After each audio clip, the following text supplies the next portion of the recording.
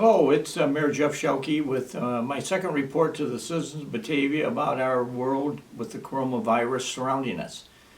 These are turning out to be very challenging times for us in Batavia, as they are every place.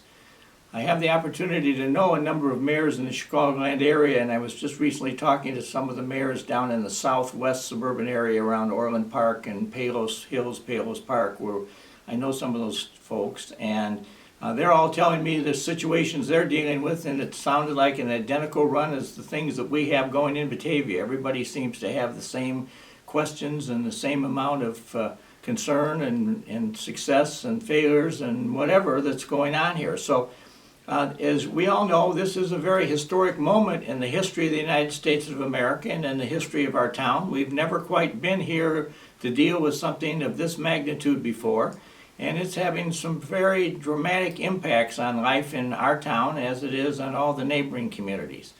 One nice thing about us is that all the towns that surround us, to the north and the south and the east and the west, everybody seems to be on board, and the city officials, the city administrators and the managers and the mayors all talk with some regularity and compare notes and talk about what's going on. So there is ongoing, avid, almost daily conversation and communication about the world. And so we're trying our best to kind of manage the situation.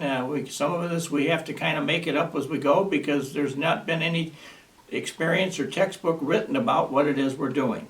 So today I can report to you that Batavia enjoys one of the lowest rates of corona infection of any of the cities in the Chicagoland area. And we intend and certainly hope to keep it that way.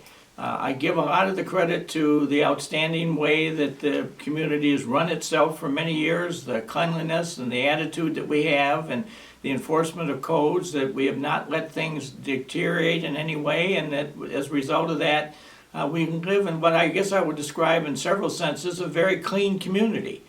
We don't have a lot of downtrodden properties, and we don't have a lot of dismay and dirt or disfranchised of situations. And so Batavia is standing pretty tall, and we want to make sure that we keep all the Batavia residents very healthy. We are very aware of the fact that we have a very large senior citizen community within our boundaries. And we think that the new census that is now trying to be taken, as you've all probably heard, that they've kind of extended that back a little while, but we would encourage you to fill out your form and get it sent in if you haven't done so already, because if you don't, you're going to have a census taker eventually knocking on your doorstep asking you to commit to some information. And you can save yourself a lot of time and effort if you just simply send in the document that I know many of you have been sent to. So please send in that form, because that's very important to the city, specifically from a financial perspective, because it gives us the rights then to certain elements of revenue from both the state and federal government based on that number. And a hard guess, we are thinking that Batavia's population in 2020 is going to be over 27,000 people. And we may be a few years away from having a pretty good additional number coming on. We've got a lot of new things being built in town as we speak, despite the coronavirus situation. Out at Wind Energy in Kirk Road, we've got a subdivision being built out there of attached townhomes that is 242 in number when they're completed.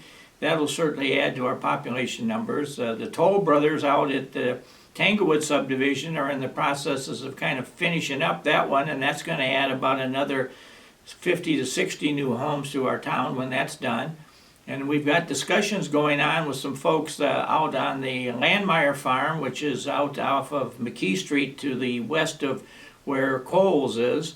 And the subdivision that's before the Plan Commission right now in active discussions calls for 201 new residents there. It'll be, I believe, 88 townhouses and 103 single-family homes. So we've got some stuff happening, and we're going to add to the demographic numbers of Batavia and to the population, and I think it's all going to be new, well-built housing that Batavia will be very proud to have, and it'll be of a variety and style that will keep us, give opportunities for a number of our residents to maybe downsize or move into a ranch-style home. We get a lot of requests for that.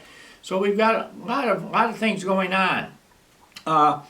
There is one thing I would like to do, though, with this brief presentation, is there's some people I'd like to name and thank publicly. And certainly one of them is Jamie Som and her committee, which is calling itself Taking Care of Our Caretakers. And they are getting businesses and individuals, if you're interested, I'm sure they'd be happy to take a donation from you. They are collecting money, and then on a regular basis, they go to one of our local restaurants in Batavia, and they order food.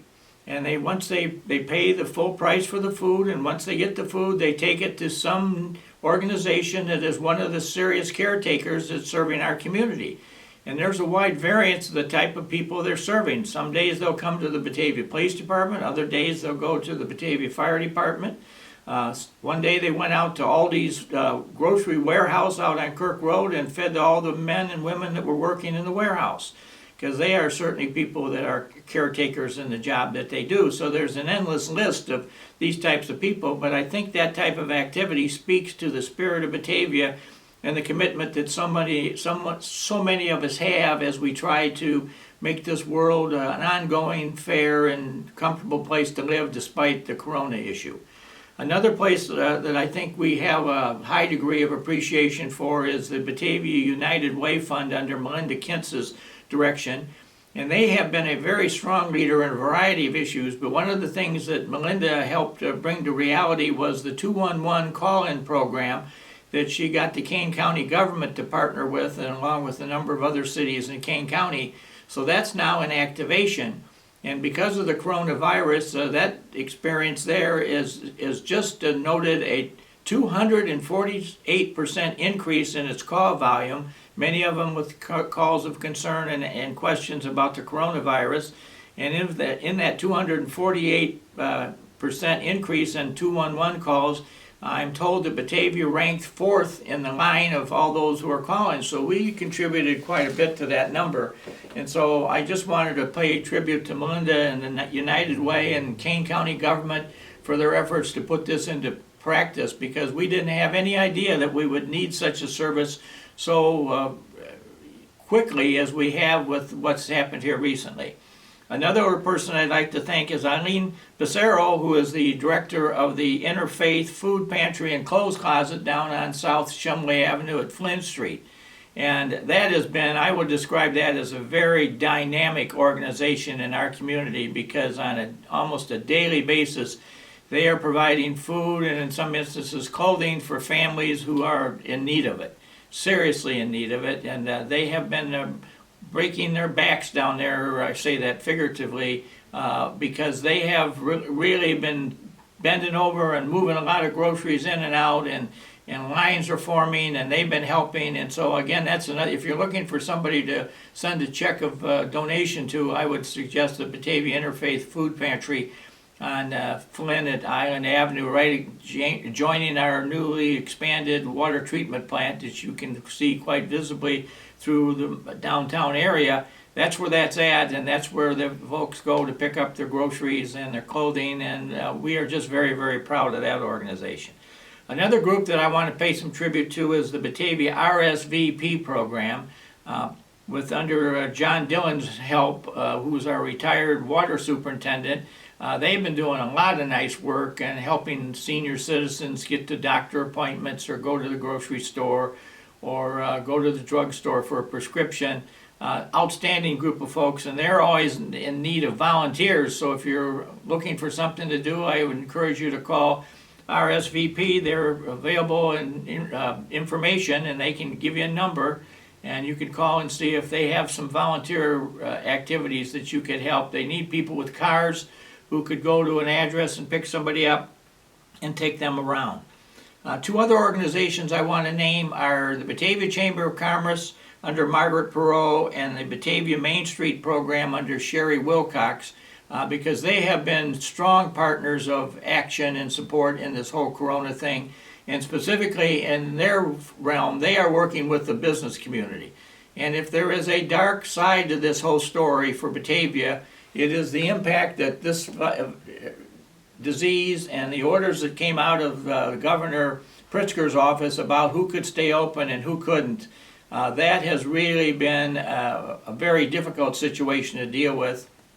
It's one that I will tell you there hasn't been a day since it started that there hasn't been some conversation down here between Laura Newman, the city administrator, and myself or other people who've called us wanting to know about why this business is not open or why this one is. And it's been very challenging. And then there's been efforts by the state and federal government to put out some types of loan programs to aid small businesses. And both Margaret and Sherry have been very active in trying to disseminate and distribute that information.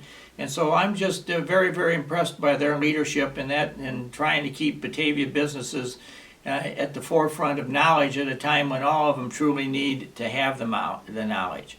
Another group I would like to say a word of tribute to is the Kane County Health Department under the management of Barb Jeffers. They have been a very great partner for the city of Batavia to have and to help us identify what's really going on in our town. As many of you know, we all have to operate under what they call the HIPAA law, which restricts our ability to disseminate or distribute or share any information about any medical issues involving anybody in town. And so when we get an ambulance call or a police involvement in a situation, we have to be very, very careful about what we say about it. And Barb Jeffers has access to information about how many patients are being taken to the hospital or have been treated. And so we are very fortunate today to have them as our partner, because without them, they would be in a world of hurt. And another group I would like to pay some very strong appreciation and tribute to is the Batavia Ministerial Association. Under the current chairman is Pastor Eric Landon of Covenant Church out on West Main Street. This is the group of all of our ministers who gather together, I believe, maybe once a month and have a meeting, talk about things that are happening in town. But they're the ones that we've had to go to because I guess I will use the word unfortunately, in my opinion, some of the orders that came out from the governor's office really restricted the abilities of churches to congregate and have services and have activities. And this has been a very delicate and very difficult thing for myself as the mayor to deal with, because I strongly have always supported the Batavia church community, and to have somebody tell me, well, you can't have a Good Friday service, or you can't have a Palm Sunday celebration, or you can't have even an Easter service, this is unheard of before, and it's been very difficult to deal with. And I just want to thank publicly the ministers of this community for their willingness and understanding and their compassionate beliefs, and why they had to probably put themselves all on some type of video programming and send it out that way and not have gatherings of folks. And so of all the things that I've been faced with in this crisis, that probably is the most challenging and the most difficult to get into, because it's been unlike anything I've had to deal with. And the other person that really has been the blunt of a lot of the shots that have been fired, specifically from angry members of the church communities that they can't go to their church, is our police chief, Dan Ewell. Dan has stood there and interpreted, I think, the governor's order to the T. He had to do it. That's the state law at the moment. And so we're doing it. We may not like it. We may not agree. There are certainly things within that list that the governor put out about what is essential services that I would argue about, but that's not for this conversation. But I would tell you that our police department and our fire department, through the paramedic program with the response of our 911 ambulances, as you know, we have 2 based in Batavia, and we have 6 in the Tri-City fleet that are available to us, and we run them cooperatively with Geneva and St. Charles. We've had the calls, and we've handled it all, and we've had our employees exposed to some of this, and we watch them all very, very carefully, because this is a very critical moment, and there's a lot still to be learned about this whole subject. So we're still trying to get ourselves together and be able to do so. We also have some other folks I'd like to just briefly name. One of them is Lisa Hitchens in School District 101. As you know, basically the public schools in our town, along with every other public school in the state of Illinois, and most of them in the United States, have been closed by order of the federal government, or the state government in our case, to be open because of the fear of spreading corona. So Dr. Hitchens has put together a video programming thing that is allowing the Batavia students to attend via video so that they're keeping up with their education in an unparalleled time in history when school's not been in session now for a number of weeks. So I just want to take my hat off, because in going in some conversations with other mayors in the area, that's one of the concerns that I'm hearing is that that's not there. Another thing that I just want to thank is the Batavia Park District, Allison Niamella, for the work that she's done in trying to keep the parks open so people can at least walk through them or run through them. And so as a result, Batavia today, I think, is in a much better place. We have, a lot of great traditions in this town. We have people that meet every day in normal circumstances for coffee. We have some people that talk every day on the telephone. We're checking in on one another. I know several people that pride themselves that they have 100-minute conversations every day with some friend or relative, and the 100-minute conversation can be a cherished asset in your life in a time like this. So keep up the good work. We thank all those involved in our communications. And I've got more to say, but I'll save it all for another time, because we want to get this one out to you. So please be safe. Please don't use social distancing. And please continue your most cooperative and friendly spirit. And Batavia, you really are showing yourselves with great pride. Thank you, and have a great day.